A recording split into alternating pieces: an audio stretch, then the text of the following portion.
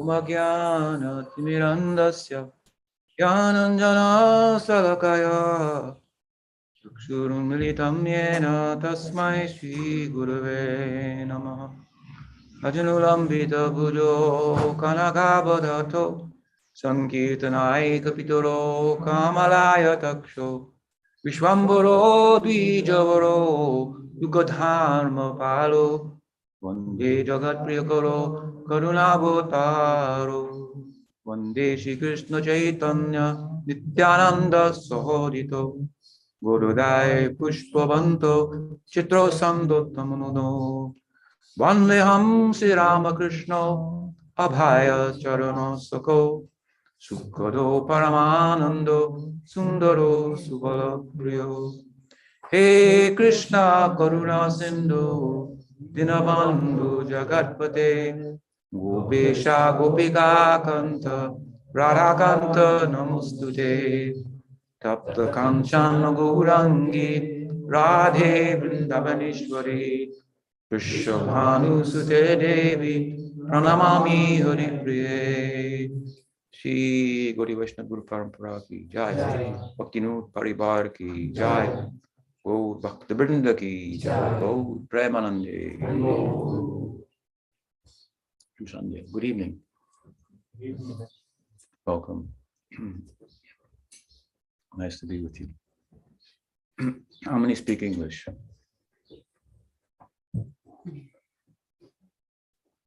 How many don't speak English? You won't raise your hand. You want one, two.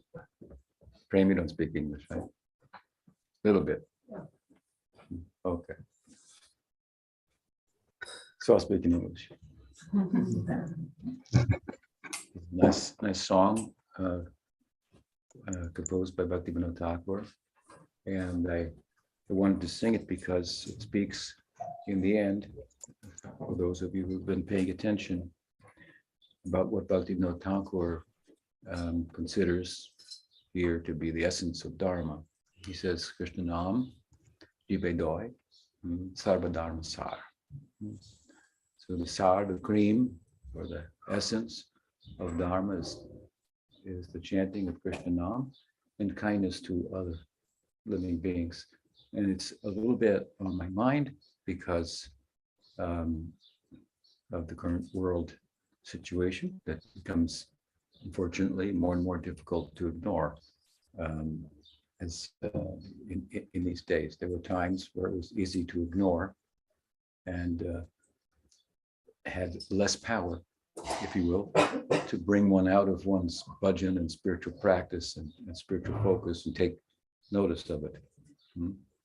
So from time to time, it would seem that the force of world situations has that power, and it causes us more than at other times to pay attention to it, think about it, and so forth. We can see this, for example, in the early writings of Prabhupada in his Bhakti-Guided magazine just after the World War II, and so forth, how the world was something couldn't be ignored as readily.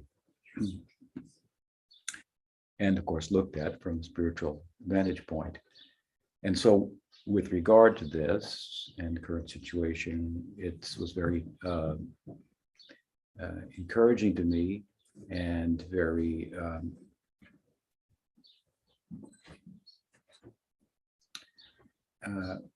enlivening in a sense, encouraging to see in particular how Namarasana was so engaged, and I'm sure with some others as well, other members of the community here and extended Vaishnava community in Poland,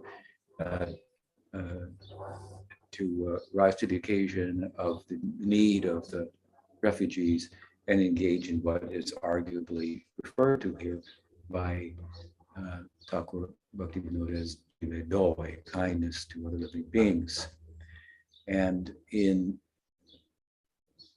speaking to me about it and her engagement in that and some of the reactions that she was getting, both positive and negative, from the devotee community, I commented to her at some length about Jiva, and I thought we would talk a little bit more about that tonight.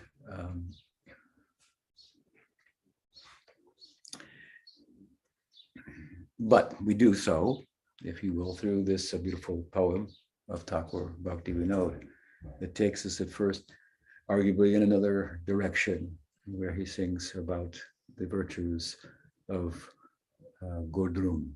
Nadia Godrum. Nadia Godrum, Ein Godrum. Nityananda Mahajan, the great person, Nityananda Prabhu, has, he says, as he does in other poems of his, begun a marketplace for the distribution of Krishna Nam. So we start there. I think here that, well, in another song, Bhaktivinoda Thakur sings, Surabi kunjete name hat kuleche. Oranitai. So this then refers to a particular place within Godrum, Surabi Kunj. This is one of the places of bhajan of Thakur Bhaktivinoda. Surabi Kunj was the first place that he established a kutir, a hut, a residence in which to, a simple residence, in which to absorb himself in bhajan within Godrum, which is, of course, one of the dweepas, one of the islands within Navadvip. Then from there, he acquired a place that he referred to as Svananda Sukada Kunja, right nearby. That's where his deities of war, Gadadhar, are established. It was a meeting place, often for discussion of the Bhagavad, led ostensibly by himself and attended by Gaur Kishore Das Babaji Maharaj, Bhaktisiddhanta Saraswati Thakur, some say even Jagannath Das Babaji would attend at times. So quite a spiritually powerful place, given the power of such devotees and what comes from such an assembly there in that place in Svananda Sukada Kunja, which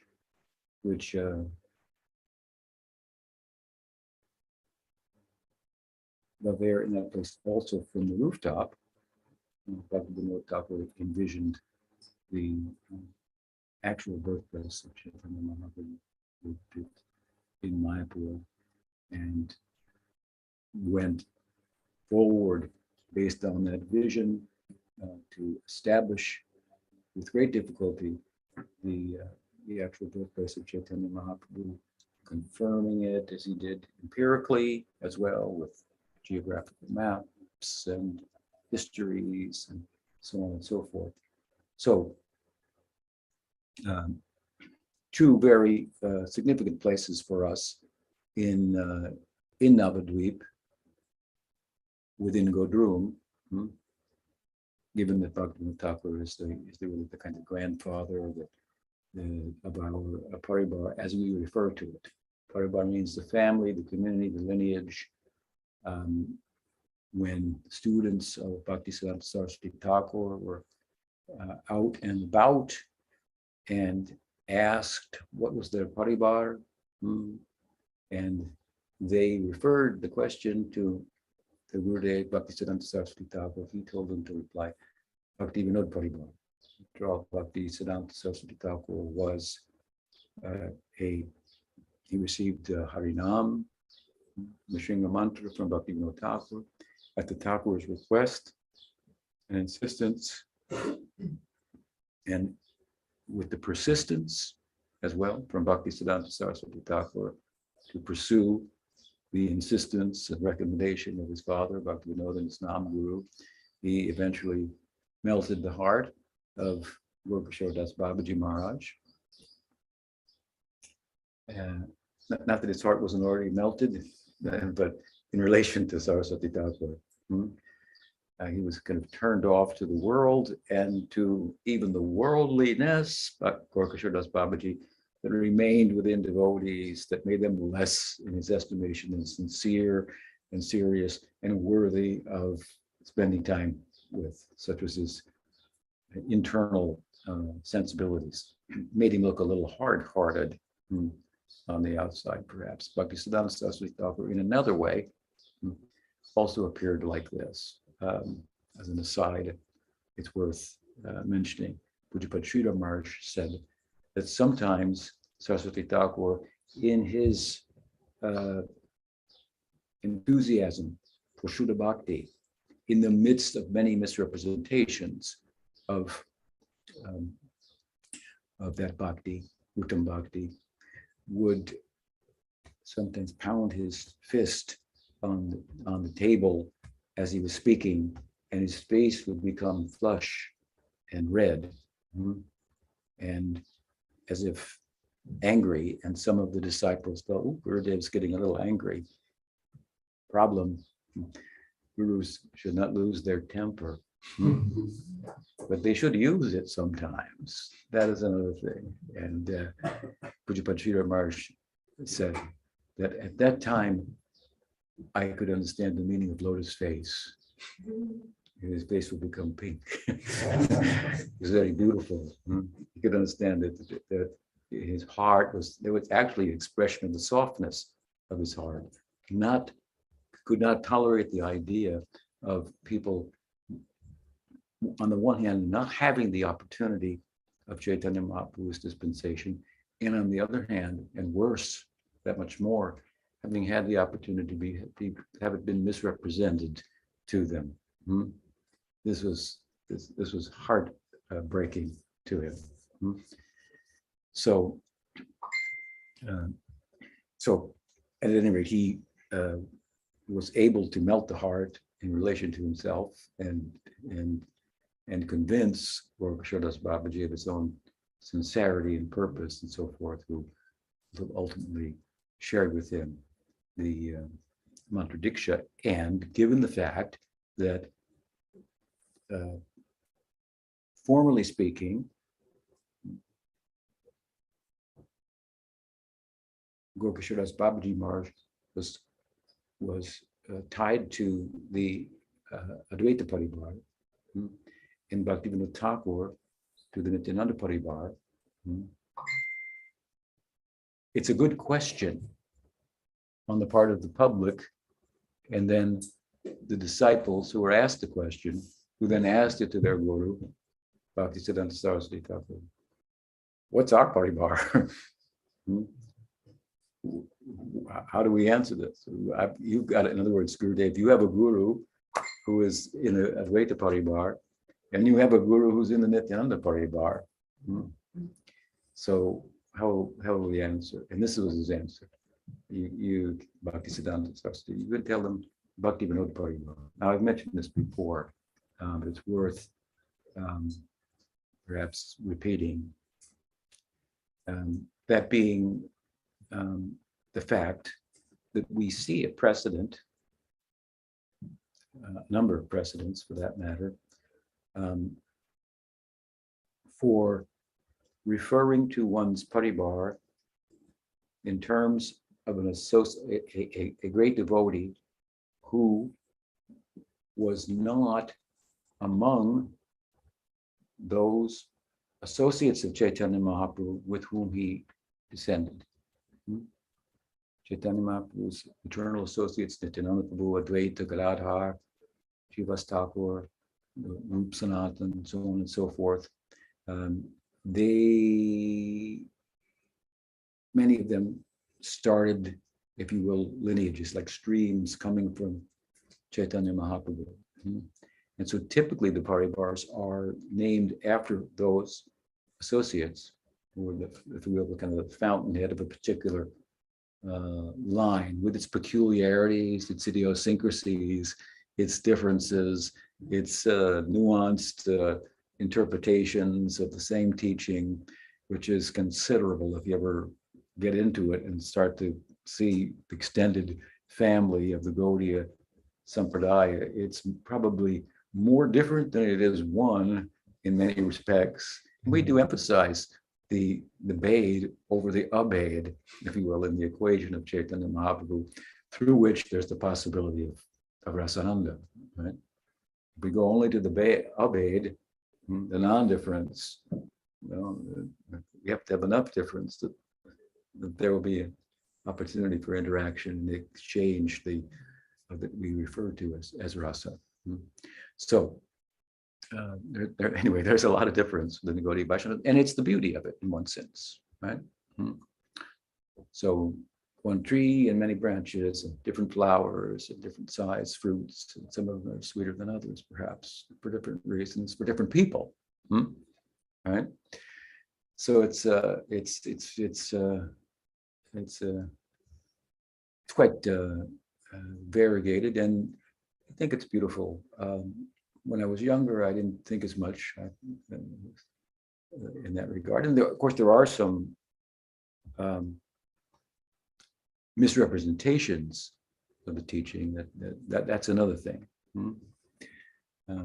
But there are many beautiful and varied representations. So the precedents that I'm referring to, of course, within, let's say, strictly within Gaudiya Vaishnavism, we have Shyamananda Paribar, we have Narottam Paribar. And Narottam and Shyamananda, they were not present and in Gaur Leela at the time of Chaitanya Mahaprabhu's manifest Leela. They came afterwards. And Narottam Thakur was, of course, initiated by Lokanath Das Goswami, who, along with Rup Sanatan, was also commissioned by Chaitanya Mahaprabhu to excavate the places of Krishna Leela in Vrindavan and other such services. Very significant member of Chaitanya Mahaprabhu's associates, and he has a line, first disciple and only disciple, in which his own personally is Narottam Thakur, who then, by contrast, had many thousands of disciples, traveled to East Bengal, West Bengal, to Assam, to Manipur, and so forth. All you see sometimes in Vrindavan, the Manipur Vaishnavas come with their own differences and idiosyncrasies, all followers of Narottam Thakur. So here we have an instance where, because of the contribution of Narottam Thakur being so significant, touching so many people,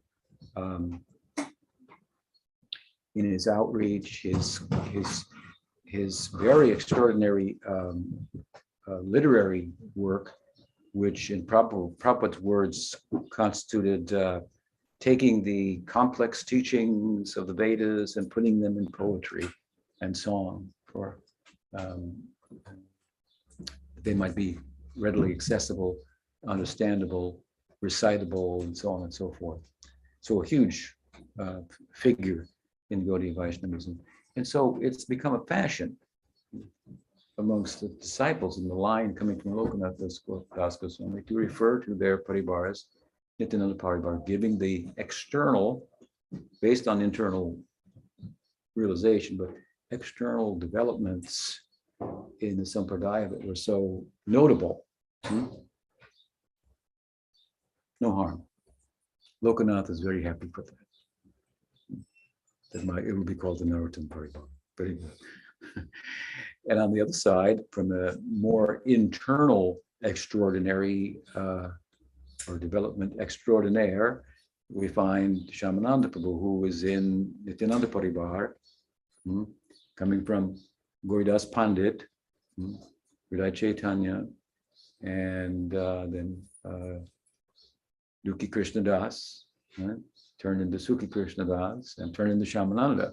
You know the story of Shyamananda Paribar. Well, it's referred to as Shyamananda Paribar. You know the story of Shyamananda, most of you, I believe, how he is very extraordinary and stands out because of internal developments. He was simply sweeping the Dham, and he found a bangle, an earring, a bangle, a Nupur or something, and a jewel, and mystically a fair lady appeared and said, "That belongs to my mistress. Thank you very much." Pressed it on his forehead, leaving an indelible kind of tilak mark that was different than the tilak of his sampradaya, and different than the sentiment, the bhava of his sampradaya, coming from Nityananda Prabhu, Gauridas Pandit, Sakyaras lineage. And of course, there's a wonderful, many different stories related to that, but it speaks about a very extraordinary internal event, spiritual internal event. And so his line is not referred to as the Gauridas Pandit Paribar or even as the Nanda Paribar, but as the Shyamananda Paribar. So there are some examples. If you cross over, of course, to a contemporary of Chaitanya Mahaprabhu, coming from the Vishnu Swami Sampradaya, Sridhar Swami, we could call it, Sampradaya, the Sridhar Swami, who was the famous Bhagavatam commentator, so respected by Mahaprabhu, deferred to by the Goswamis in all their commentaries as well. The prominent person at the time of Chaitanya Mahaprabhu's contemporary from that line is Vallabhacharya, and we often hear the Vallabha Sampradaya. Vallabha Sampradaya. It's actually the Vishnu Swami Sampradaya, but his contribution was extraordinary, even in his own estimation, according to Chaitanya Charitamrita. That's another story.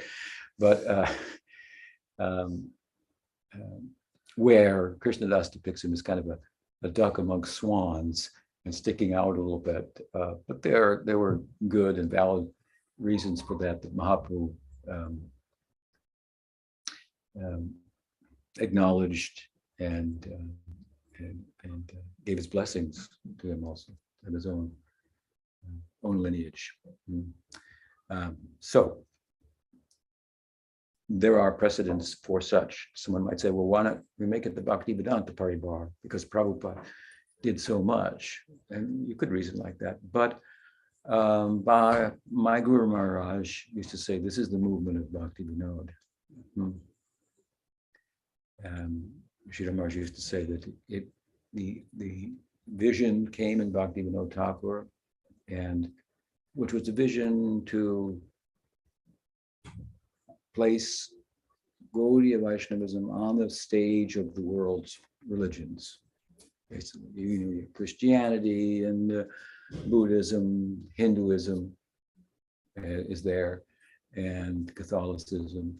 And rather than simply be content with the fact that Gaudiya Vaishnavism is, in a broad sense, part of Hinduism, and leave it at that, he wanted the Gaudiya Vaishnavism itself to be on the stage as one of the speakers, and was confident that if it had a voice, it would take the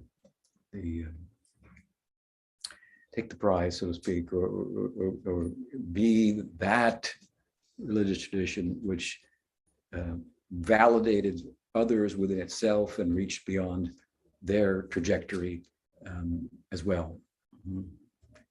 And so it's a big idea. It's a big idea considering that at the time, Gaudiya Vaishnavism was not even respectable amongst educated and pious Hindus in Bengal, where Chaitanya Mahaprabhu is forever the most extraordinary Bengali, figure.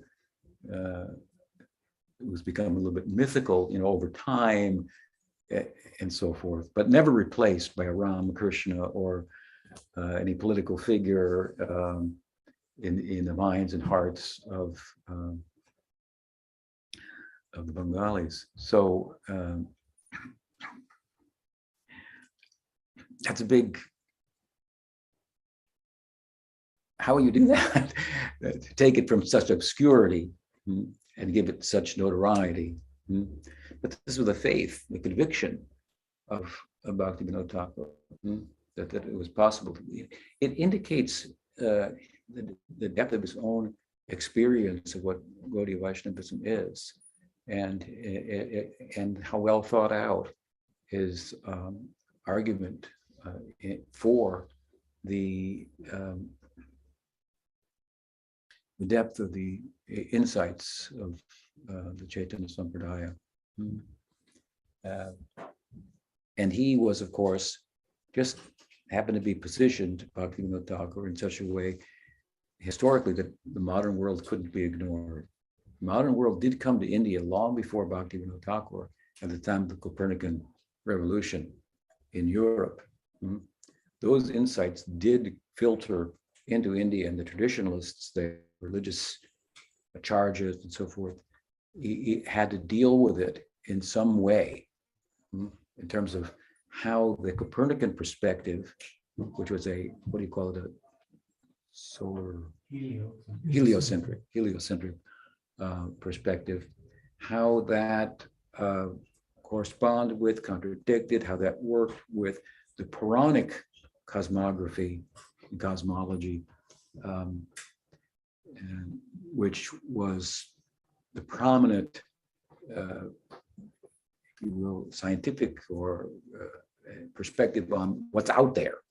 The main focus, of course, of the Hindus was what's in there, and who, what's out there, and who's asking the question. Well, they thought who's asking the question is more important than what's out there. So their emphasis is much more on the latter, and appropriately so. Nowadays, of course, the prominent perspective is how to fit consciousness within matter, because we know that matter's here. Consciousness, it seems to be there, but we can't see it. So how to fit it inside matter, which is what is real. This is just very unempirical, because empirically speaking, we should start with what we know. We should start with what we know, and then go from there to determine what else we might know. So what do we can think? Well, I know there's a seat here. I know there's a table here. This is what I know, but I don't know consciousness. But all that knowing is what consciousness is, right? The knowing. All we know is our experience. We know that we experience. We're not even sure anybody else does. But everything is, so that's empirically speaking. This is what we know. We know that I experience, and from there we should then proceed. What else is real? So the Vedic point of view, and it's not one that is dismissed by any means altogether, even by philosophers and members of the philo-scientific, if you will, community today. It still has some power, and is gaining popularity, albeit more modern interpretations of it or ways of talking about it. That way, that thing that's being talked about, again, the idea that consciousness is real, and out of it comes matter.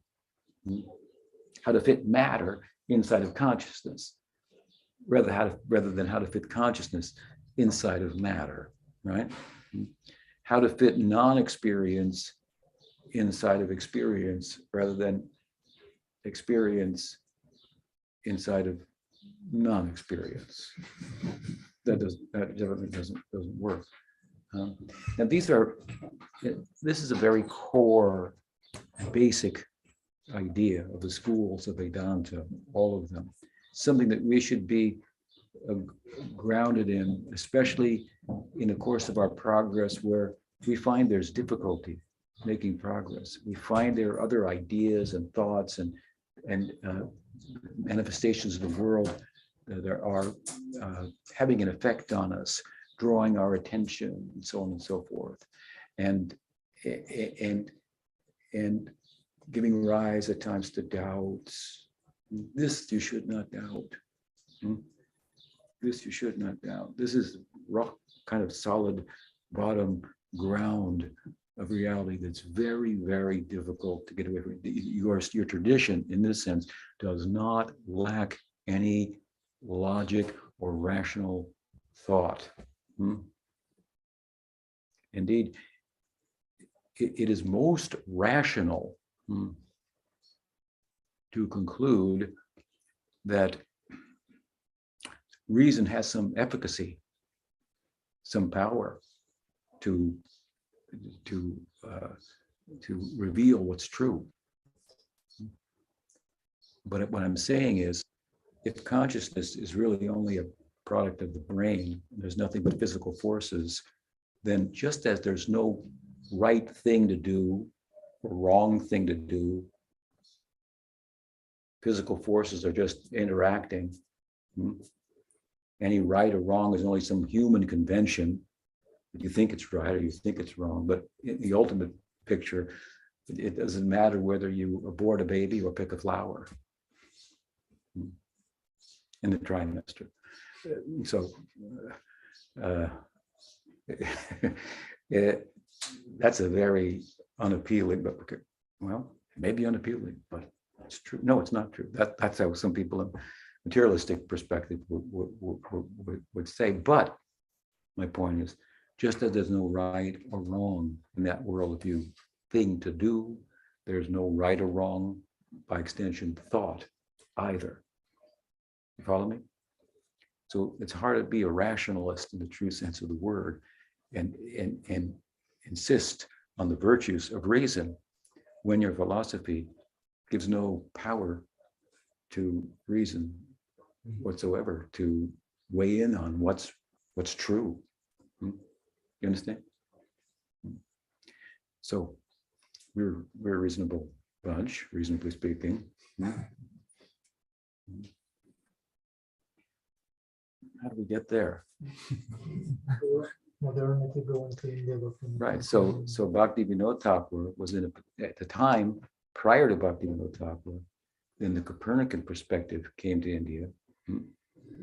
And India, as I said, was preoccupied with what we were just talking about. Who's in there? Who's asking the question? Question being, what's out there? I like to think this is what life's about. What's out there and who's asking the question? The latter being more important. By understanding that, then we can properly understand what's out there. We go the other way around. Well, that's the problem in the modern world today. So therefore the perspective of what's out there was not, in my opinion, inaccurate within the Hindu Puranic perspective.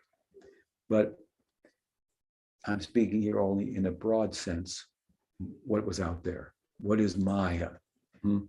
Right? That which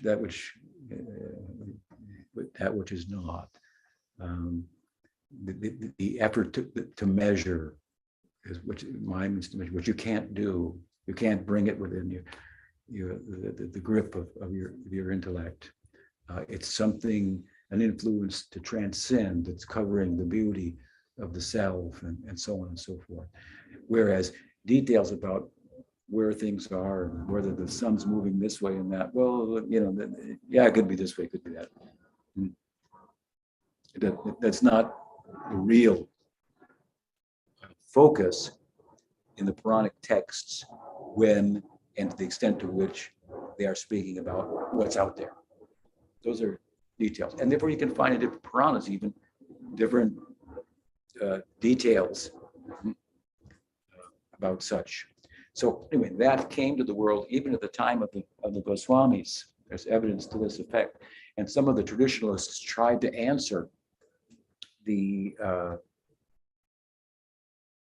Copernican arguments by insisting on details within the Puranas. Some tried to modify them, some converted over, but it's said, it's well documented that the Vrindavan Goswamis. Now, what's the date of the Copernican revolution? Does anyone know? I can't remember. Vrindavan Goswamis, of course, are the 16th century, right? 400 something, 70. Yeah. So it may not have been maybe the second generation, what Chaitanya Mahaprabhu was called, but the mission was strong in Vrindavan and so forth. They ignored the whole thing.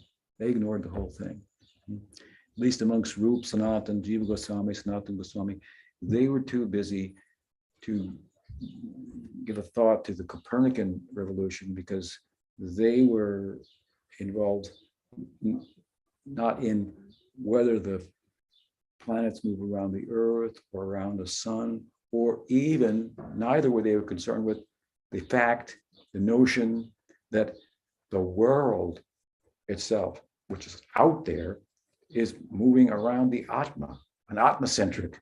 They weren't even concerned with that. Therefore, Rupa Goswami says, what does he say? Knowledge about the Atma is not in and of itself an anga of bhakti, Gyan Vairagya. Not there. They're not angas of bhakti, Vairagya, knowledge. These they will come about within bhakti. They're not means to bhakti. Whereas the Gyan school, vairagya and knowledge of Atma's oneness with Brahman, these are central limbs of the practice of Gyan. They're not.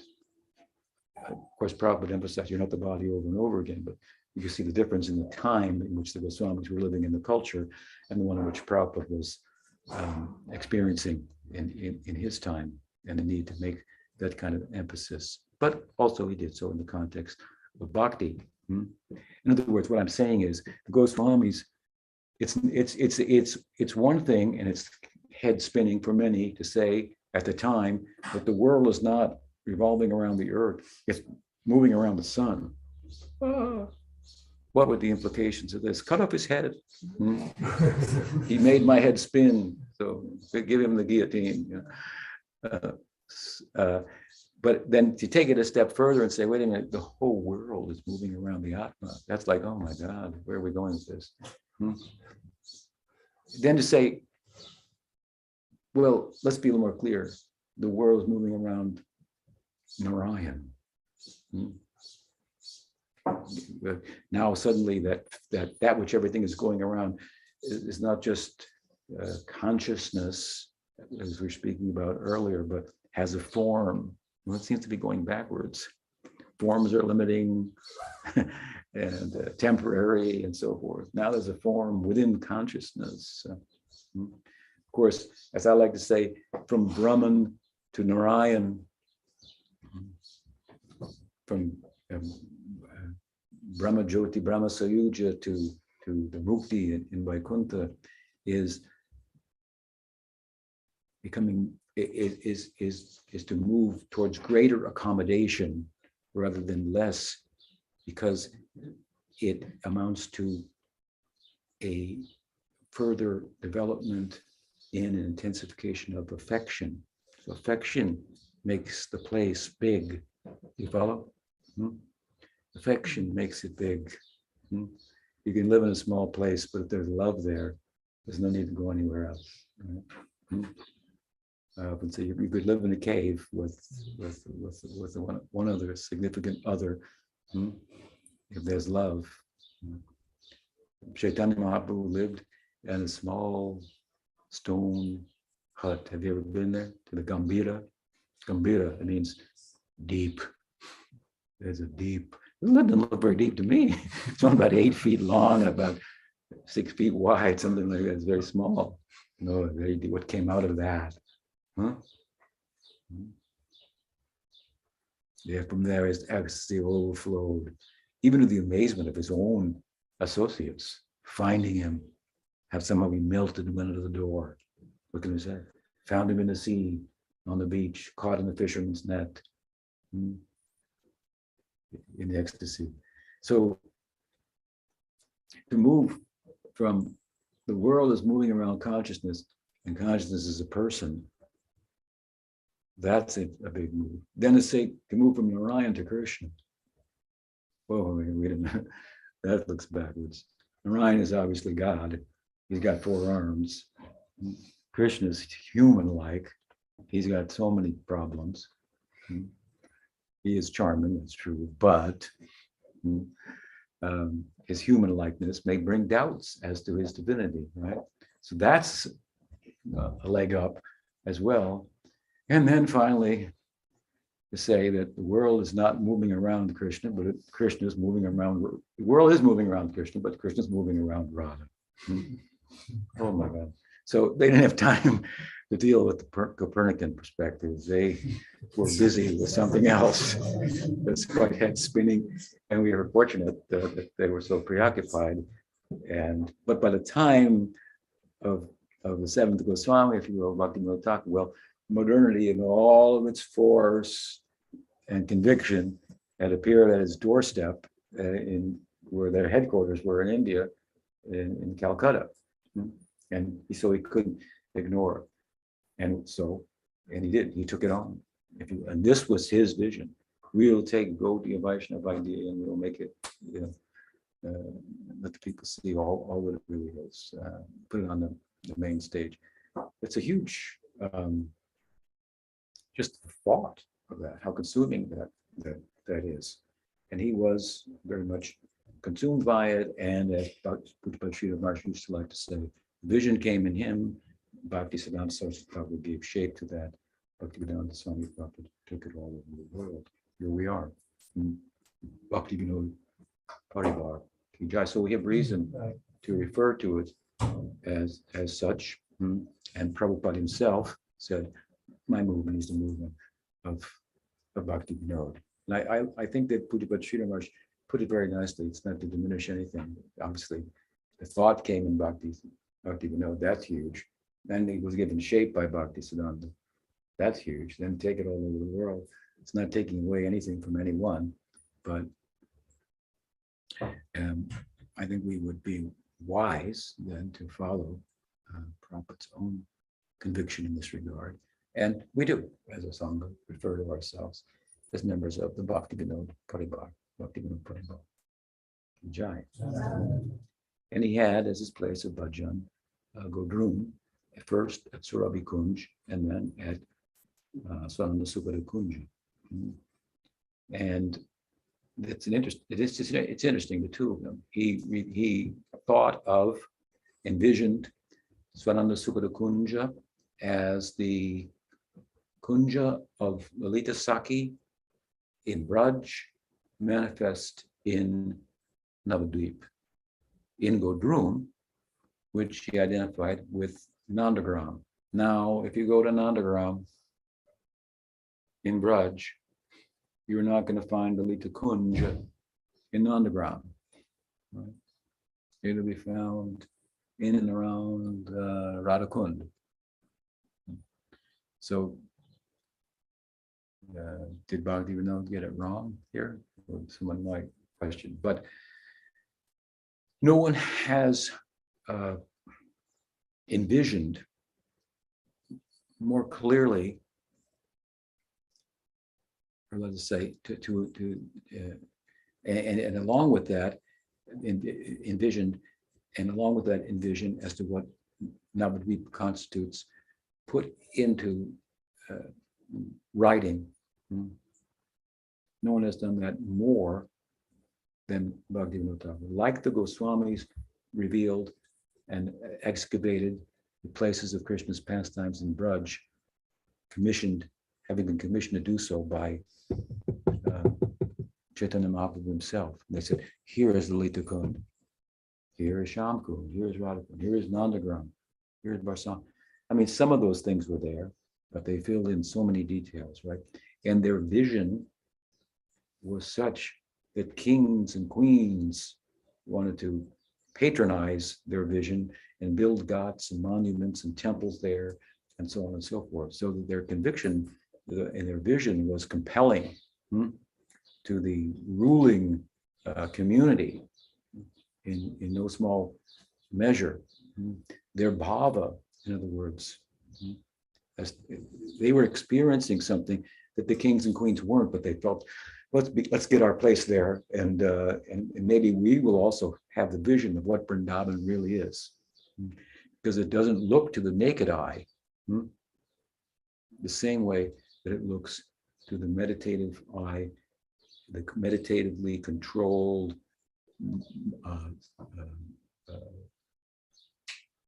samadhi mind of the Goswamis, in this case, of Bhaktivinoda Thakur. In meditation, you will see things that other people don't see. In meditation, in the mind absorbed, the deity will speak to you, but no one else will hear. Or he could speak and everybody could hear. He could do that too, but Brahma, the whole of the Bhagavatam in 4 verses, heard it. No one else could hear it. You could argue, well, no one else was there, but it was antardarshan, internally. Krishna manifest. Krishna manifest, spoke to him, shook his hand, blessed him. All these events were going on. And if you were sitting next to Brahma, you might think he fell asleep with all 4 heads.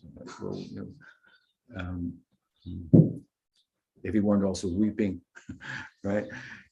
So with a meditative mind, focused on Navadvip, like the Goswamis were focused on Vrindavan. Bhaktivinoda Thakur wrote books like Navadvip Dham Mahatmya, Navadvip Bhavataranga, and so forth. You could say, I don't know, this guy came there at that time, and how did he get there, and how can this be happening here? You can look at it like this and have some doubts about Bhaktivinoda's book and call it fictitious, but this is not to reflect upon the vision out of which, for example, as I mentioned earlier, the birthplace of Chaitanya Mahaprabhu was shown to him. Everything in Navadvip Dham Mahatmya follows that. It's an extraordinary vision. And I don't know of anyone who has written so extensively and shared, whether they had it, but it shared that vision with the public as to what's going on in Navadvip.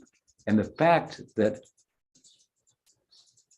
Lalita Kunja is in Godrum, which is Nandagram, is answered by the fact that the whole Leela of Chaitanya Mahaprabhu is turning Krishna upside down, inside out. When he manifests in Navadvip, the Rasika Shekhar, the chief of rasa, the supreme object of enjoyment, as a bhakta, and eventually as a renunciate. This is like, what? That's what Nityananda Prabhu broke the danda. What is this? Carrying a danda? Just the Rasika Shekhar? It doesn't make any sense. So seeing him in that light in the moment, he broke the danda. Of course, on the way to Puri. So the point is that the places of Braj, Navadvip, right, and Vrindavan, they're one and the same, right? They're one and different. Prabhupada used to say, my place of worship is Navadvip, and my home is Vrindavan. It means the sadhana and the sadhya, the practice and the goal are one. They're not different. What you practice, that will you will attain. But it might look a little different. You practiced it here, but how it will look in perfection, a little different. So there's a difference between Gaura Leela and Krishna Leela, even though it's the same person, right? It's another Leela. And everything is turned around. And the whole world of Krishna is spinning in Gaura Leela. And his associates too, who come to the conclusion at some point that with a flash, an epiphany, that Chaitanya Mahaprabhu must be Krishna. I mean, he's giving prema of Krishna. We could call him an avatar, but only Krishna can give Krishna prema. No avatar has prema madhurya, lila madhurya. But he has it. He's giving it. So he must be Krishna. But then they would say, but if he was Krishna, he would be with his associates, because there's no meaning to Krishna without Radha, without Nanda, without Sri Ram. You can't have the object of love without the love that those devotees personify. This is Veda Ved. Right? So then they might have a doubt. Well, we thought he's Krishna, but how could he be? Because we're his associates. And then they would see, it's us. We're his associates. No, that can't be. And then they would go in and out, Gaura Leela and Krishna Leela. Very extraordinary. So everyone's head is spinning there. This is called Sadhana Siddha Bhumi. Bhumi, the land where siddhas are in the dramatical role as sadhakas, doing sadhana.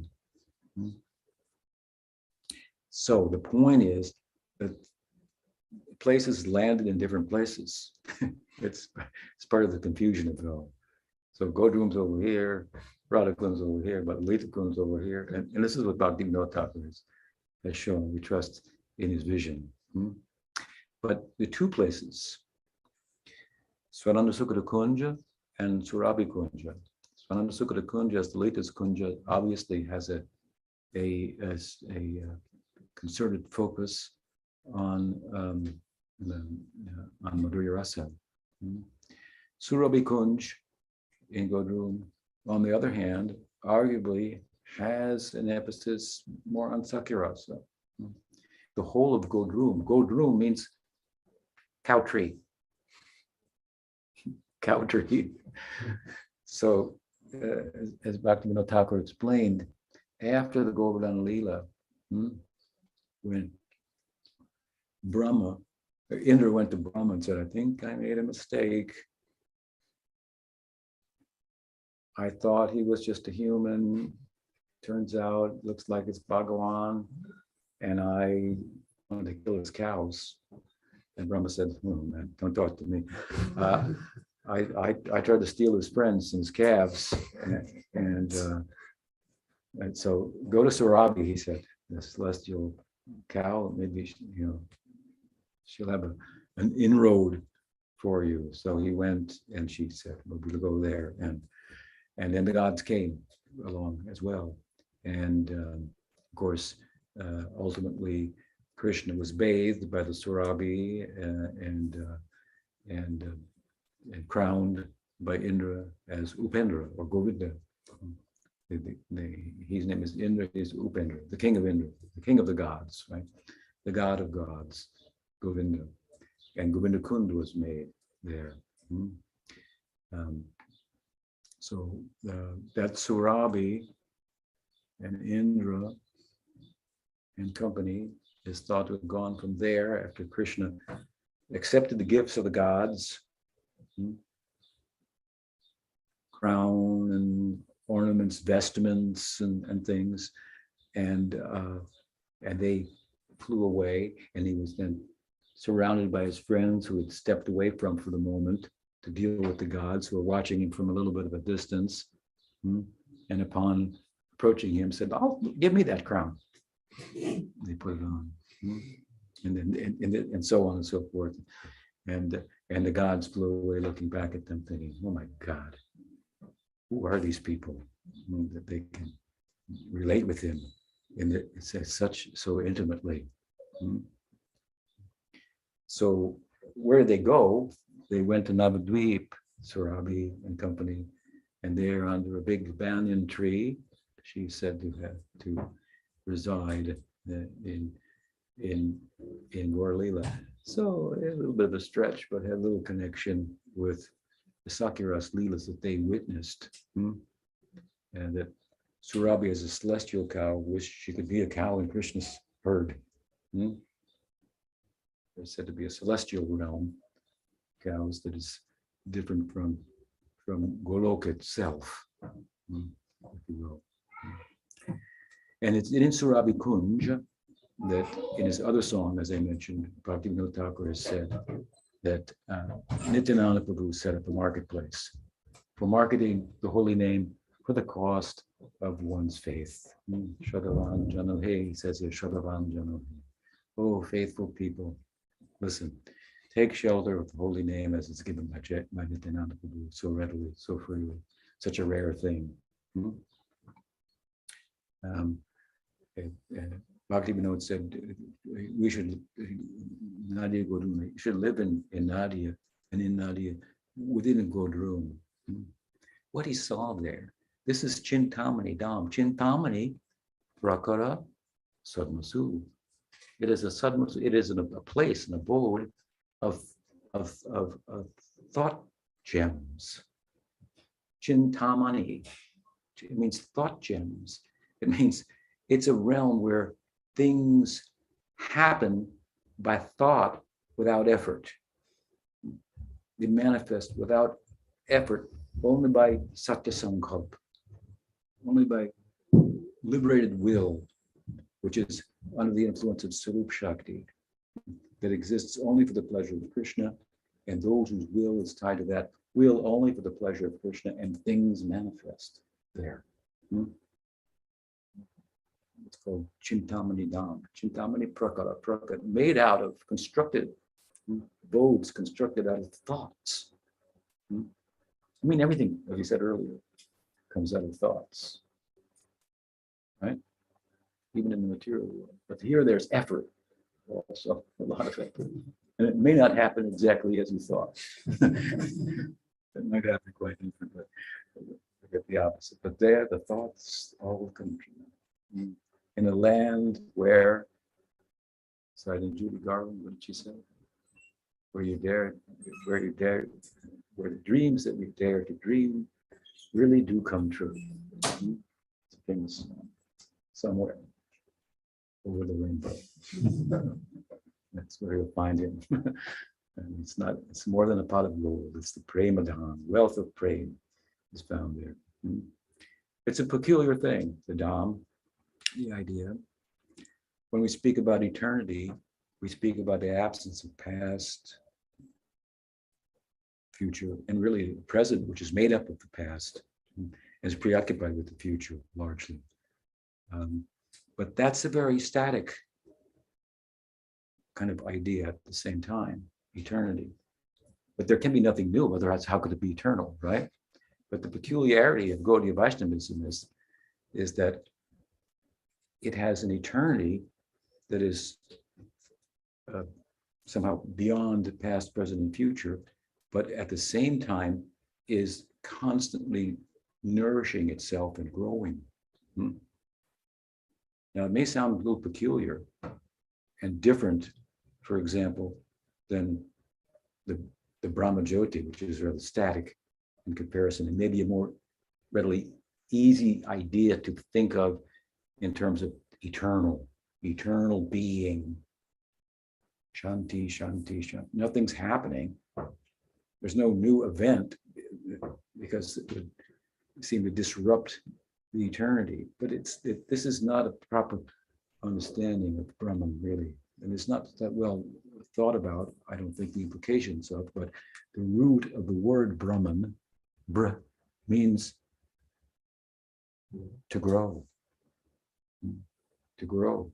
And to grow other things also, by which other things grow, and itself grows. So the Gaudiyas have got the Param Brahman, and Braj is growing, and therefore there's room for you. There's room for new people. How much room? Unlimited room. This is a very interesting and esoteric concept about the nature of eternity in Gaudiya Vaishnava, which really plays out the implication of the word Brahman. Even more so than Vaikuntha, although there to some extent as well. So Bhaktivinoda Thakur, from this place in Godrum, it's quite likely that this song was composed there, and it's about, as I say, the virtues and the efficacy of Krishna Nam, which is so simple to do, to chant the holy name, comparatively, that is to say, to other practices and other requirements to practice. For example, in other transcendental systems like yoga or Gyan, there are certain requirements that are there that must be in place besides the simple faith of the participant. For example, as taught in the Gita, Astanga Yoga, and in Patanjali Sutras as well, requires celibacy. Now you can make a fancy interpretation of it in today's yoga community as they do, but what it means is celibacy. And same for Gyan. That's why I say in Gyan, you can't have any friends. You got to be alone there. Yoga too, you got to be alone. Vairagya, for example, detachment, is an anga of Gyan. What is the corresponding, if you will, anga of bhakti? It's sangha, the opposite, attachment. By attachment, we will grow. Attachment for devotees, attachment for Krishna, right? rather than detachment from everything. There's something positive to be attached to. So simply for one's faith, of course, faith is everything that you are, as the Krishna says in the Gita. A person, what does he say? Shradayam Purusha. A person is their faith, his or her faith. That's what animates our life. When faith is suspended, then our animation is suspended. We have doubt. I'm not sure how we can proceed. See, Vrindavan is just free movement, free movement. Like when you're home and it's just a young child and the mother, loves you. And so whatever she says, you feel protected. You don't have to worry about protecting yourself. Something like that, just free from any worry of protection, just play. Leela, this term is most appropriately applies to what we find in Goloka, even more than Vaikuntha, Dwarka, Mathura, Ayodhya would speak of this world.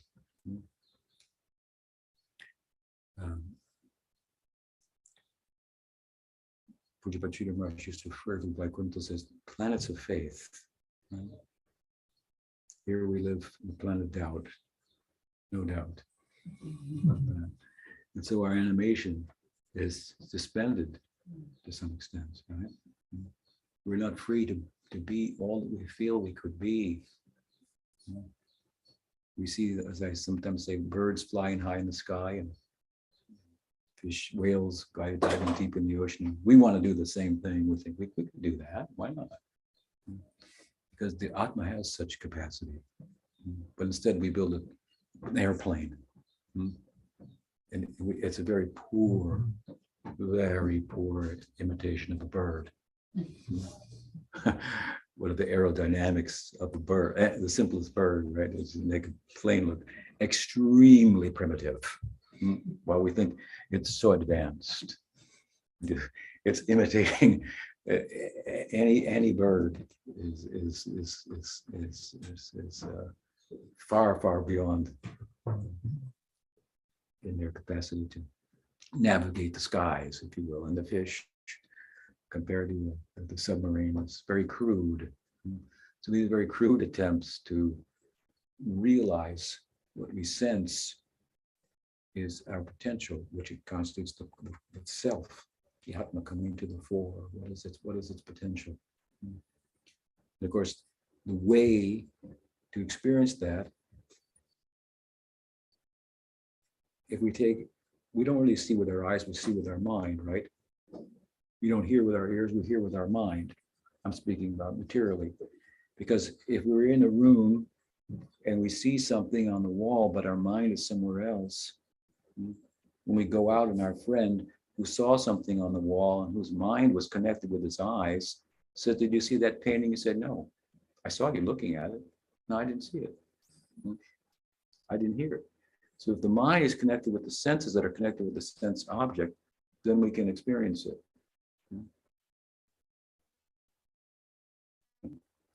So if the senses are turned inward, basic idea of yoga, and the mind follows, then we can see them with our mind's eye. Wow, what are the prospects? It makes the whole world and the prospect of freedom to travel all over the world, experience everything. For all the, what do they call it? The bucket desires or something. All your ambitions just seem just so pale, meaningless in comparison. Just the, what is the self? What speak of its prospect? Then the fullness of its prospect in bhakti. So and this realizable by the holy name, who sometimes described enters the heart as a sweeper. First, just to sweep away the dust. All, as I've said many times, the multinational corporations have manifested in the heart with their neon signs and And they're ways of knowing what you're thinking about, what you want. And the ad just happens to come up on your screen, the screen of you. That they have so expert at capturing our attention. What competition the holy name has. And he comes as a sweeper. Oh, sweeper. Never sweep if you have to sweep, but I got things to do here. But it's a magic broom. He's selling them. Take one, sweep, the seed. And then the light of the self, just a little light of the self, it makes everything else go dim. All the prospects seem meaningless in comparison. Their meaning, for that matter, only derives from the extent to which we invest ourselves in them. Matter has no meaning without the self. If it mattered independently of the self, who would it matter to? Who would know about it, right? These are points that I've raised a number of times, but worth repeating. Now, that said, we're talking about a high ideal. The means being Nam Sankirtan, which has been exported from there, Golokero Premodhan, Hari Nam Sankirtan. But in the end here, in Bhaktivinoda Thakur cautions us that we should do this. We should be careful to avoid offense in doing this. Don't commit the sin of the soul, offend bhakti, bhaktas, Bhagwan. But give your whole life to Krishna Nam. And in the context of that also, show kindness to others. Jibadoy. Krishna Nam, Jibadoy. Sarva Dharma Sar. Now, my Guru Maharaj often, in a very black and white way, which is characteristic of him, and for good reason, distinguished between material welfare and parupakar, the transcendental welfare of distributing Krishna Nam. He didn't want his disciples opening hospitals and attending to other such acts of kindness, if you will, in a worldly sense, but to absorb themselves in Krishna Bhakti. And he made a kind of a wedge between the two. Now he did this for good reason, because there is a difference between the two.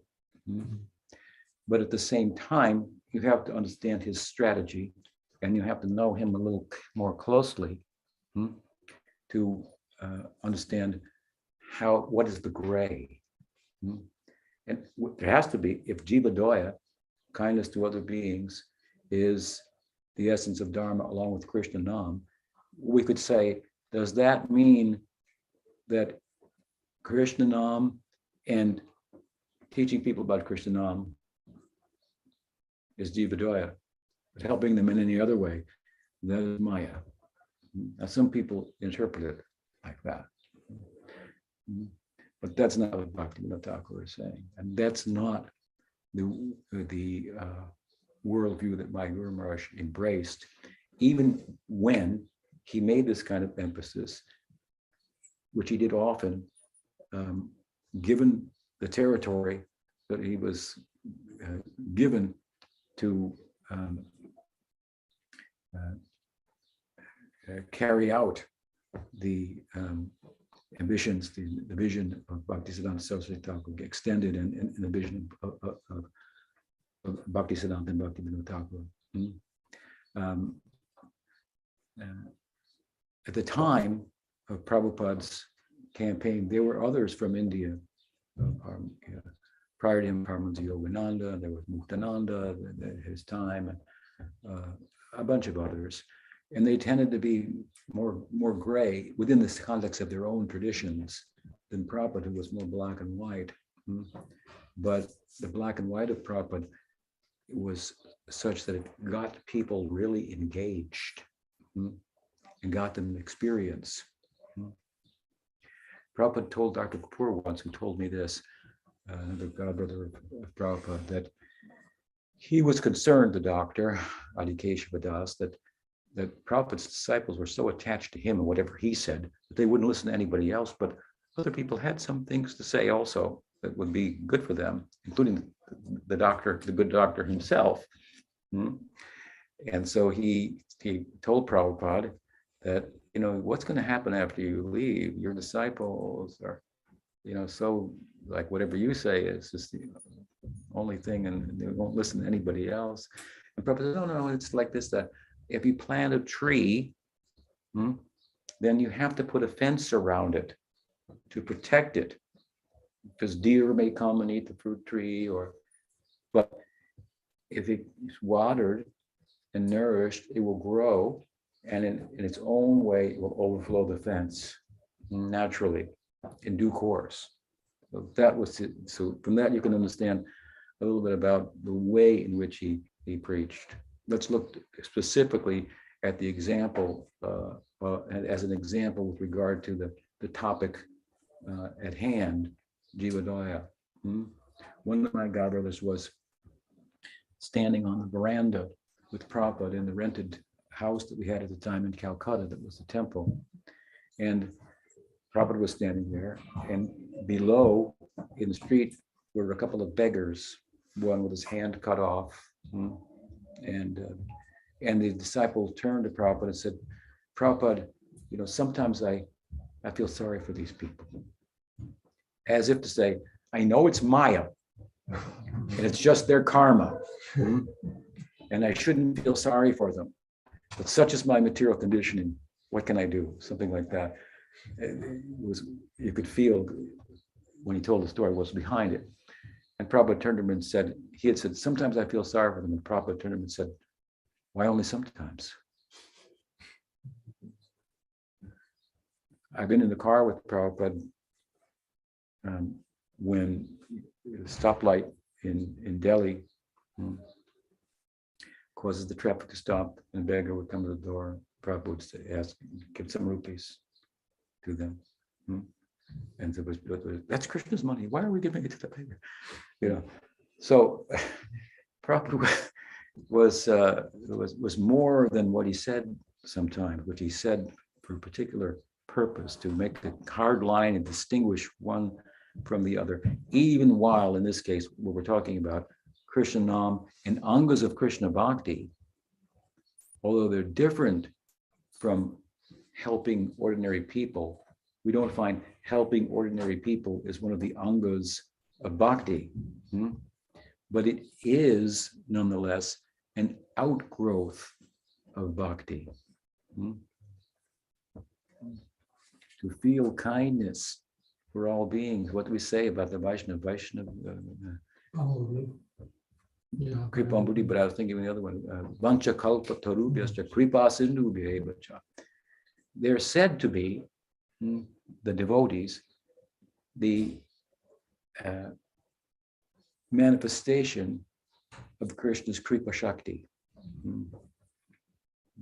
who have experience of the suffering of the world, and therefore are in the best position to express empathy for others that suffer, having experienced it themselves.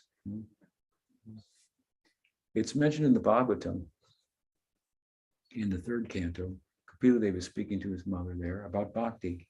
And he says about temple worship, that worship of the deity, 3 or 4 verses, maybe 5 verses, that worship of the deity that doesn't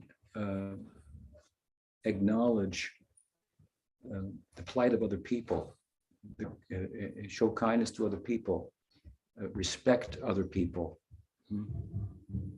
instead of just calling them demons, karmis. They're demons, they're karmis. They're helping karmis. And they're really demons too. Whether they're Ukrainians or Russians, they're both demons. They eat meat. And there you're helping them. You're giving them a house. This kind of thinking, the poor Namarasana got these kind of reactions from some quote unquote, devotees. These are sabhakta prakrita smrita at best, as the Bhagavatam says. Materialistic devotees. It's kind of an oxymoron. Right? Materialistic devotees. They like the deity, but they don't see the universality of the deity. They like the deity in the temple, and they go in the temple, they act a certain way, and when they come out of the temple, they act differently. Because they have not worshipped the deity sufficiently to see the universality of the deity and act, which is the whole purpose of the temple. That upon visiting the temple and having the experience that it affords, if one applies oneself, one will walk out and see the deity everywhere. And what to speak of in every other animate being. Now, Krishna wears the Kaustubha mani, the jewel Kaustubha mani, and it's mentioned in the Bhagavatam itself.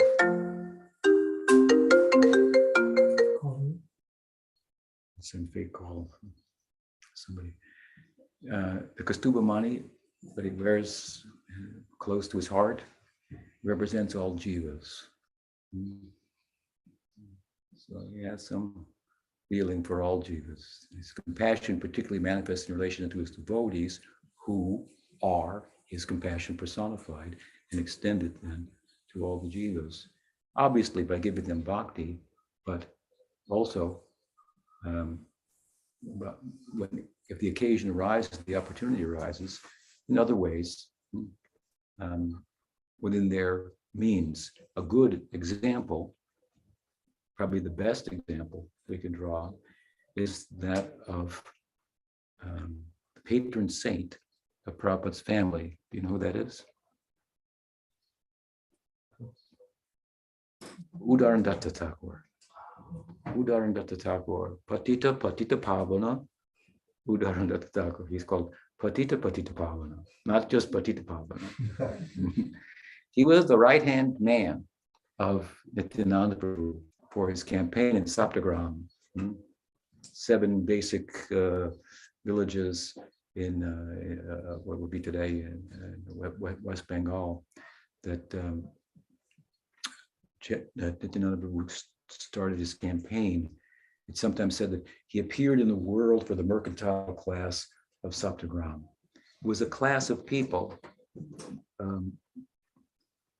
mercantile class, so a Vaishya community that had been disenfranchised religiously and socially, to the extent to which they were as much of a pariah for the Hindu Orthodox Varnashram community as was a Haridas, an outcast. So they were in a difficult, materially speaking situation. Nothing to do with their spirituality, right? They were nominally Vaishnavas in name, but not in essence and practices as we emphasize and so forth. Practice it, hopefully. They were gold merchants largely. At that time, there was a lot of commerce, even from Europe, that touched those shores. Of course, a great drought came and then made it impossible for the boats to dock there and so forth. But it was a wealthy mercantile community, but they had been disenfranchised from the religious and social community by some doings of the king at the time. And so they were in a difficult material situation. And Nityananda Prabhu ministered to them, not only spiritually turning their Vaishnavism into substantial Vaishnavism, but also in terms, along with Udarandatta Thakur, in terms of their social plight. I mean, he gave them one ritual, Nam Sankirtan, to replace all the rituals of Varnashram that they had been excluded from, and convinced them this was sufficient. Just Krishna Sankirtan. But in Nityananda Prabhu, we find a certain focus in the outreach. And in Chaitanya Mahaprabhu, we find a certain focus. They're different. Chaitanya Mahaprabhu, as a sannyasin, he had a focus of preaching to the educated people, the Prakasananda Saraswatis, the Sarvabhauma Bhattacharjas, the Venkata Bhattas of the Ramanuja Sampradaya. And so these were very educated Brahmins. Chaitanya Mahaprabhu was a Brahmin and a sannyasin. This was his focus. Nityananda Prabhu, everybody else, the common people. So what you find in Nityananda Prabhu's campaign is more of a shades of what I would call Vaishnav social activism, lifting up the people from their social condition, which was difficult, put them in difficulty. During the famine, huge famine, Udarnadata Thakur, who was a wealthy merchant, turned 10 acres of land into a kitchen. There's a name for it, I forget, but and there he provided food for ongoing. And then he took other land that he owned and built houses on it for people. What's he doing? Building houses. People. They at this time their situation during the drought and the famine could be compared to the refugees coming from Ukraine. Where were we going to get food? Where he built houses for them. He very overtly was involved in tendering to and compassionately their material welfare and well-being.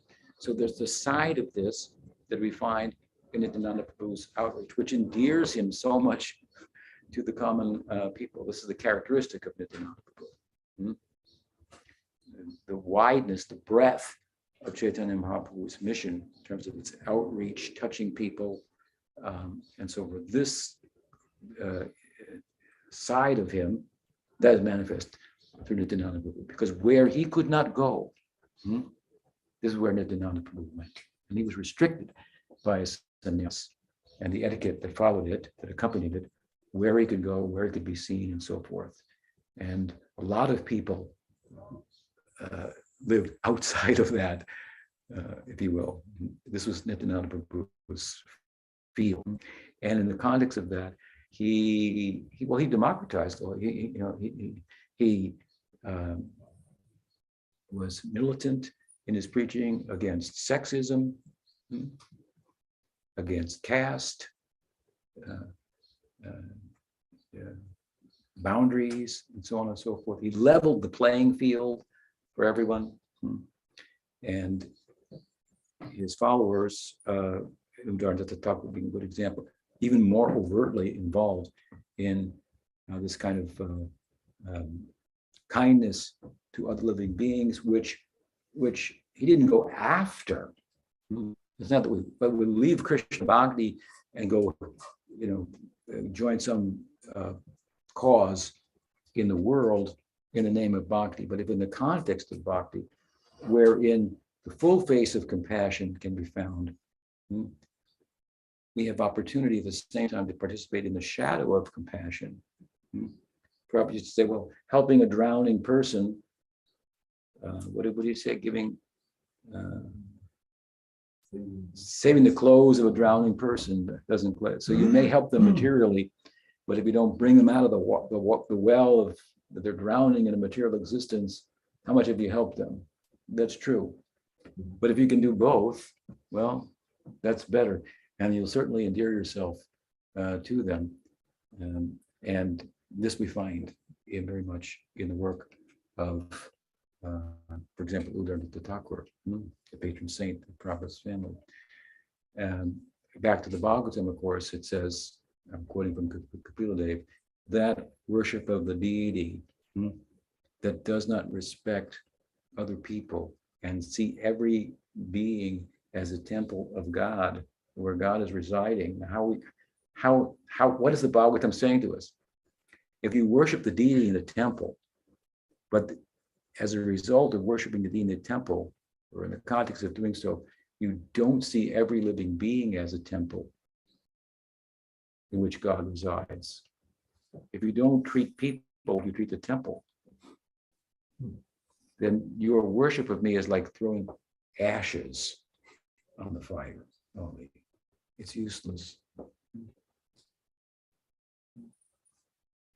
Krishna says in the Gita that I am the fire of digestion. So you should think, if you see anyone hungry, Krishna is hungry.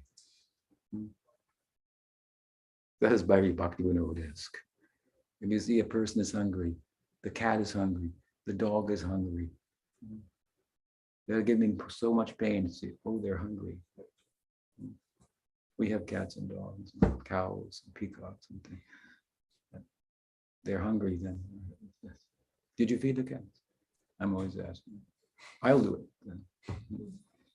So this is, anyone hungry? We would think Krishna is hungry. He's the fire of the digestion. We have to, in this way, see the universality of the deity. We have to come to this Krishna consciousness, the holistic. See that tree has to grow up and over, like I said earlier, using Prabhupada's example, grow over the fence. You know, to be a real human being, to be a devotee. So you should see that in the context of our practice of Krishna consciousness, we're actually becoming better human beings. Prema will come too, but that will take some time. Manushyanam sahasreshu kaschin yatati siddhani yatatam api siddhanam kaschin mam veti tatpata. You should not forget this verse. Don't think it will happen overnight. It won't happen overnight. But if you've heard about this idea, you're associated with people who have some real connection with this, like our Bhaktivinoda Parivar, then it's worth pursuing. Having the ideal, just having the ideal in itself is so noble. Settle for nothing less. It may take long. It will take some time. Sometimes I'm asked, Maharaj, is it possible to go back to Godhead in one life? What do I say? In one life, yes. But which one? In the one where you stop thinking, when will I go back to Godhead? Because you're so absorbed in bhakti. Mama Janmani Janmanishvare Bhagavad Bhakti. You forgot about that. Or when you think, in this life I'll go. Because in this life, Krishna Mata, Krishna Pita, Krishna Dana Pran. As Bhakti knows. Krishna is my mother, Krishna is my father, Krishna is my wealth, everything, my life breath. Give everything to Krishna doesn't mean to neglect everybody else, right? To dismiss everybody else, to not show kindness to others. And there's a very prominent manifestation in religion in the world today, cross-culturally, whether it be the Russian branch of Catholicism or the papal Catholicism of Rome, or the many branches of Christianity, or Islam, Hinduism. Also, we find this fundamentalist kind of orientation that is very divisive and is absent of just basic compassion for the human condition and these struggles of individuals that we should relate to. Do you struggle with your sexuality? Anybody? Has anybody ever, so if anybody is struggling with their sexuality, whatever it is, it's pretty similar to what we're experiencing in essence. And if someone was to deny you of it, even, that would be pretty difficult to live. We find this kind of thing. The problem with homosexuality is not homosexuality, it's the phobia against it. That's the problem. It's just, in Hinduism, in times gone by, it was just something that happened in nature. Oh, they're like that. Nobody gets uptight when people come men come with saris on in Vrindavan. I mean, it's not our Siddhanta, but okay. So, I mean, this is just an example. It's just really lacking just basic human. How human are you to not be able to identify? This is the whole essence of yoga in the Gita. In the 6th chapter, Krishna says, those who identify with the sufferings of others as if they are their own, these are real yogis. These are the highest yogis, he says. So what I want to say is that compassion for the human condition, and what's the meaning of, I heard from Namarasana, they're saying they're meat eaters. You're trying to help them. You're trying to help them. They're meat eaters. You're in Maya. Well, why do we not eat meat? Did you ever think about that? Why we don't eat it? Because we want to be kind to cows, right? We be kind. But yes, there are humans eating meat. They're in ignorance. They don't understand that. So you can't be kind to them. Then you wouldn't be mean to them. In fact, you might as well. They're doing better than you eating meat, perhaps, if they have some. They're not divorced of this sense of the shared struggles of the human condition. So this should come within us, and our bhakti, if we will, should be holistic. Granted, again, welfare for ordinary people is not an anga of bhakti, but it should be an outgrowth of bhakti. The softening of the heart. It's not that we're going to go and give up our sadhana to open a soup kitchen, but if the two meet in ways that we can help, it's true that you need to water the root of the tree in order for the tree to grow, but sometimes watering the branches helps too, if you know anything about growing plants, trees, and so forth. So, and the great Bhaktivinoda Thakur has emphasized it here for us as well. So I wanted to say, in the midst of speaking about him and Guru and our Sampradaya, a few words about human compassion, and commend Namarasana in particular for our participation in that, and speak publicly about the kind of response, that negative response that she experienced coming from some quarters, which to her was more disconcerting than the plight of the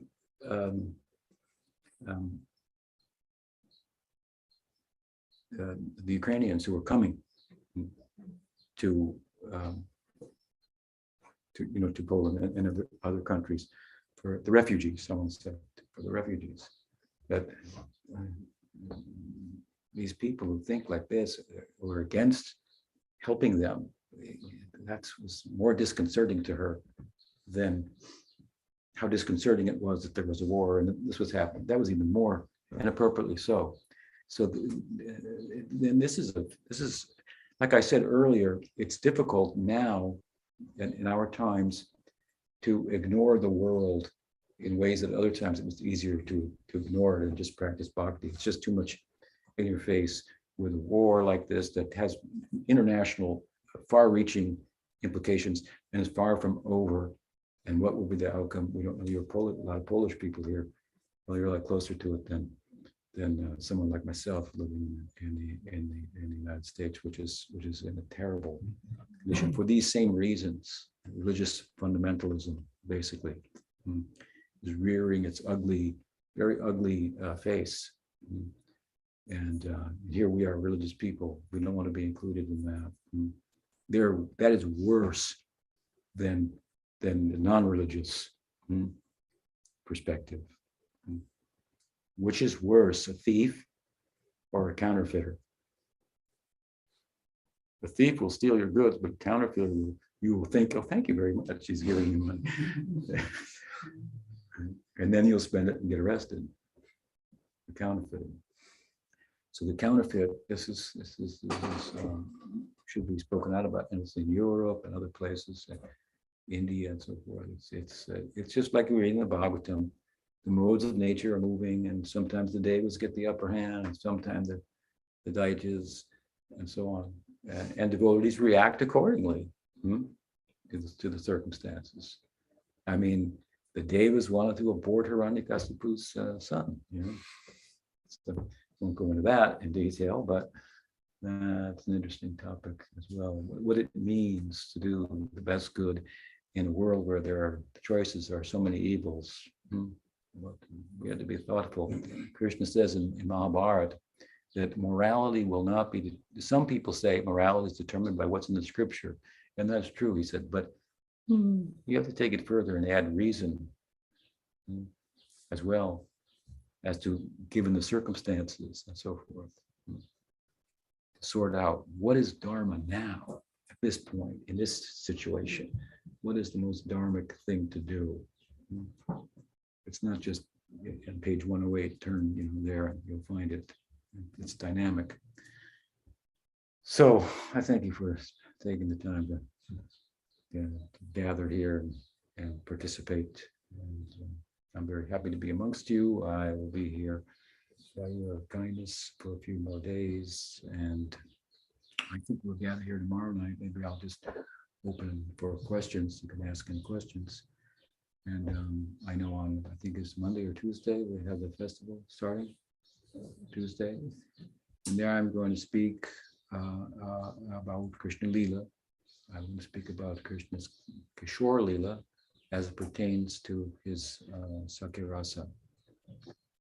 And Padmanabh will be speaking also from the Brahma Stuti, or the prayers of Brahma, which I've written a short commentary on. He's been lecturing on that as he travels, so he's going to continue that, drawing on my commentary and related commentaries that I've also drawn from. So there'll be kirtan and prasadam. Russians, Ukrainians alike will be welcome, and everybody else, right? Bring your dog if you like. So, any question? Yes. No. My questions about Daya, Kindness. Sabakta, Prakta, Smita. How come it seems like my observations, if you say I'm wrong,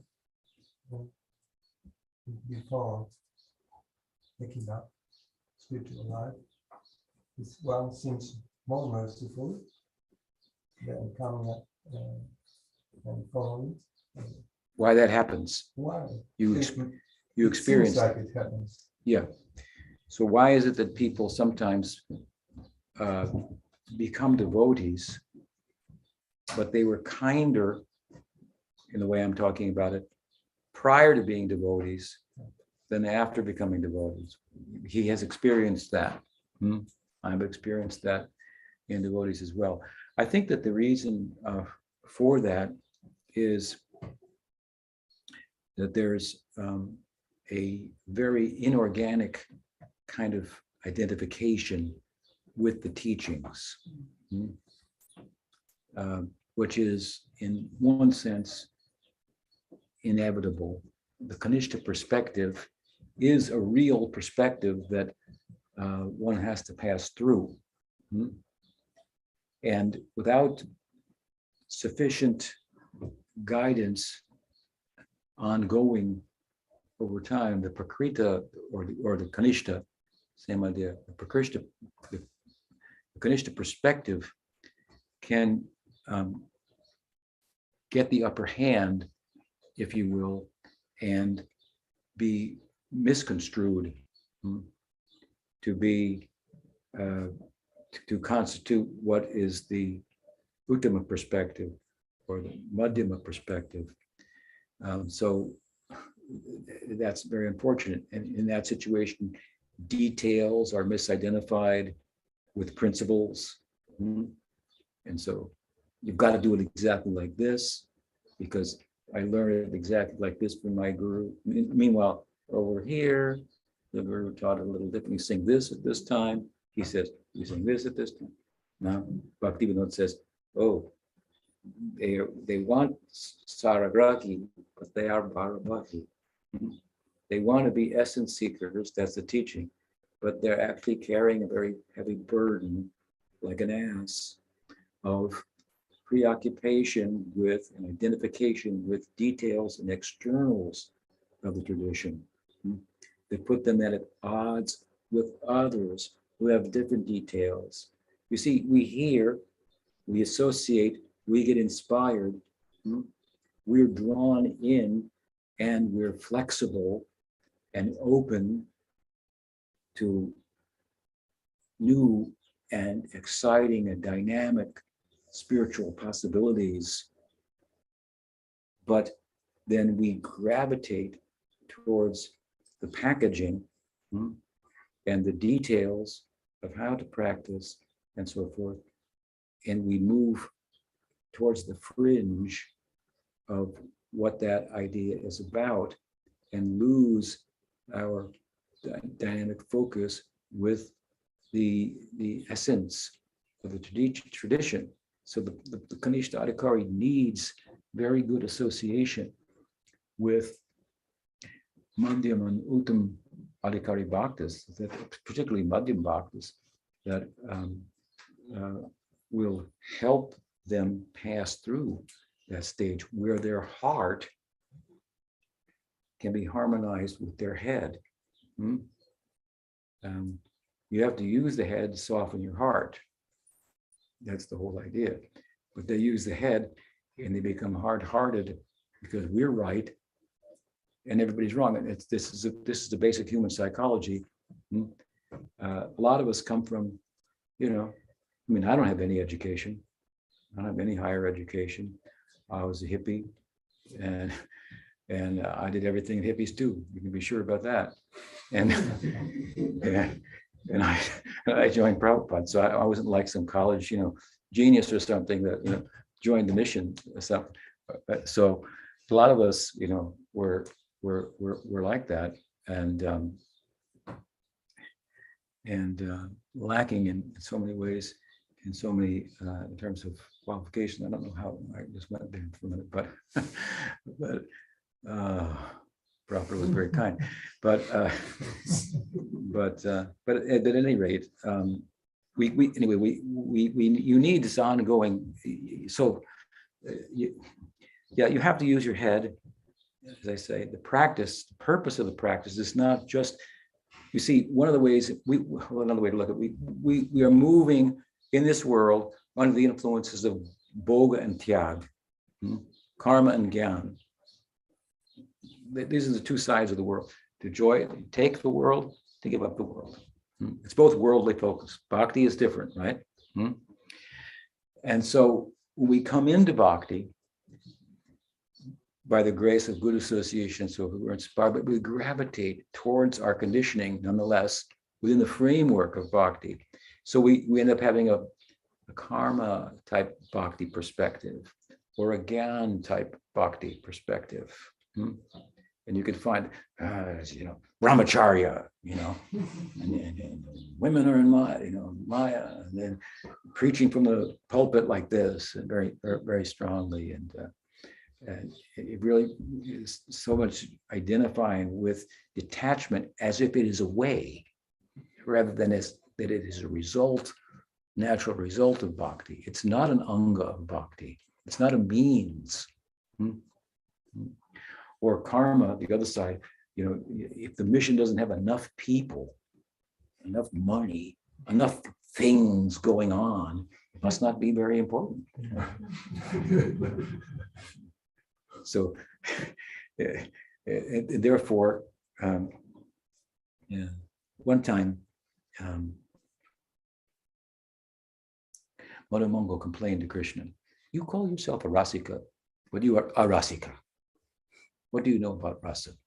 You wander around in Vrindavan like this, and your senses are so easily distracted. He's referring to Radha. But me, now you criticize me, but I'm a rasika. I with my tongue, I taste the fruit. With my ears, I hear the sound. And he said, if you just take one thing, you take one mango. He said, I see one mango. My mind is focused on one thing alone. And I taste the mango with my tongue. I feel the softness with my tactile sense. I smell its sweetness. He goes through all of his senses, and so and I fill my belly with that. My mind becomes satisfied. How can you say I'm not a rasika? Your mind is everywhere on so many gopis. You are a rasika. But people think that you are a rasika, he said, because common people think like that about you. Got a lot of people gather around you. Therefore, common people think you're important. Right? A lot of people want to hear from you. Therefore, you think you're very important. Then that's common people think you're important because there are 108 gopis. They think you're important, but you're not a rasika. So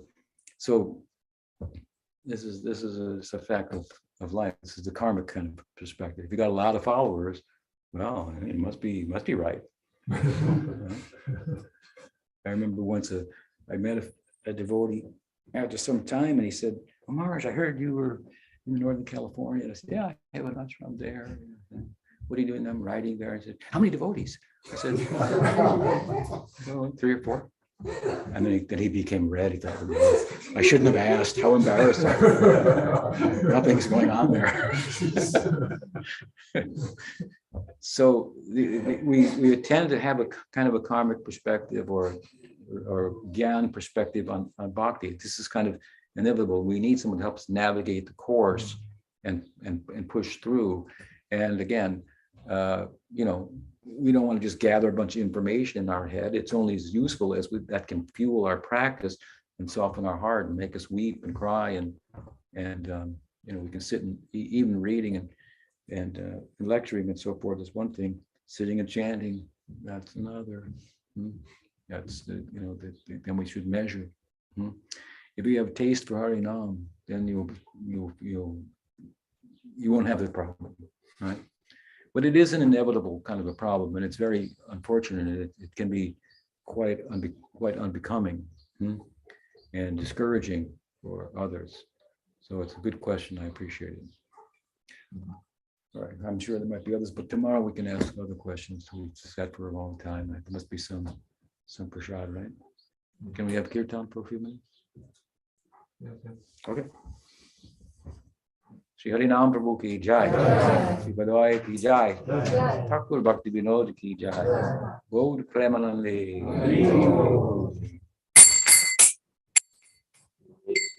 Krishna Chaitanya Prabhu Nityananda Shri Advaita Gadadhar Shivasadi Gaur Bhakta Vrinda Shri Krishna Chaitanya Prabhu Nityananda Shri Advaita Gadadhar Shivasadi Gaur Bhakta Vrinda Shri Krishna Chaitanya Prabhu Nityananda Shri Advaita Gadadhar Shivasadi Gaur Bhakta Vrinda Krishna Chaitanya Prabhu Nityananda Shri Advaita Gadadhar Shivasadi Gaur Bhakta Vrinda Shri Krishna Chaitanya Prabhu Nityananda Shri Advaita Radha Shiva Sari Gaur Bhakta Vrinda.